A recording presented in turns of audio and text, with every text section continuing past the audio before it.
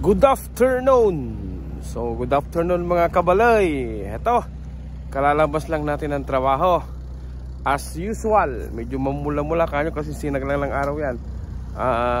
May snow pa rin, gaya yan na nakikita nyo sa likod ko. So ngayon, for today's video guys, nung nakaraang Valentine's, hindi ako nakabili ng flowers para sa misis ko, which taon-taon naman ginagawa ko yun. Ngayon, nung bumibili ako guys, nung pagkatapos ng trabaho, pansin ko dun sa mga store na dinadaanan ko, purong lantana, mga natira. Tapos kahit lantana, pinagtsatsagaan pa rin, mahaba ang pila. So yun guys, hindi ako nagkaroon ng pagkakataon na bilhan ang misis ko. So hindi naman namimintis yung taon-taon. So ngayon, although late na, sana si misis wag sana magtampo. As usual, I want to celebrate na kahit man late, at least mayroon guys. So yung guys, bibilihan ko siya ng flowers. Dadaan ako sa may siguro metro. Yan, bili tayo ng flowers kasi yun ang nakagisnan ko guys. Kahit na asawa ko na si Mrs., yan yung mga mga magkasintahan, sana kahit asawa nyo na mismo ang kasintahan nyo, wag nyong kalimutan bigyan ng bulaklak sa araw ng puso. Yan. So yung guys, pinapainit ko lang yung sasakyan. So tara na at bibili na tayo guys. Tara. Eto guys, so nandito na tayo sa metro. Yan. So pupunta tayo bibili ng flowers ni Mrs. Yan na natin kung baliktarin ko lang guys. Ayun, medyo malamig pa rin guys. Yan, yung mga flowers. Bilan natin si Mrs. Tara. So yun guys, so eto, nakabili na tayo guys, no? Yan, so ganda. So yun, si Mrs. matutuwa nito. At sus, tawa nito hanggang kile, hanggang buhok, tataas siya.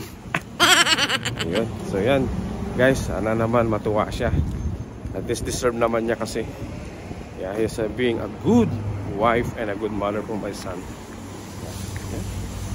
Tara, iuwi na natin to guys. Para surprise na lang kay Mrs.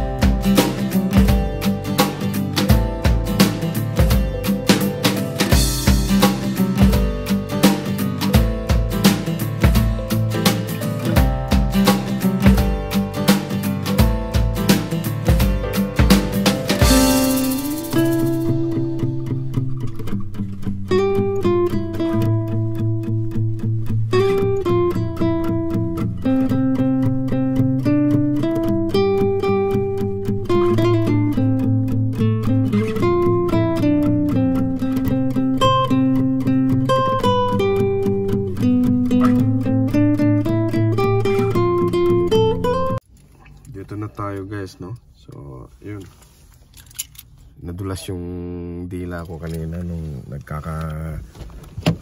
istoryahan kami ni Messi sa daan. May suhol ako kasi paluto ko ng pansit canton guys. Siyempre gutom na rin yung konti na ako, kaya nadulas ako dun sa flowers. Pero sabi ko surprise, hindi flowers. Kaya so guys, mapapansin nyo yung boses ko, no? Medyo malalim-lalim pa. May kasi may trangkaso ako ng ilang araw. Tapos pati si Paul, kawawa yung anak ko. Yan. So magaling na rin ng konti. Yan. Pumasok na rin ng school kanina, saka nung nakarang araw. So yun guys, tara, kita tayo sa taas. Yun. Surprise.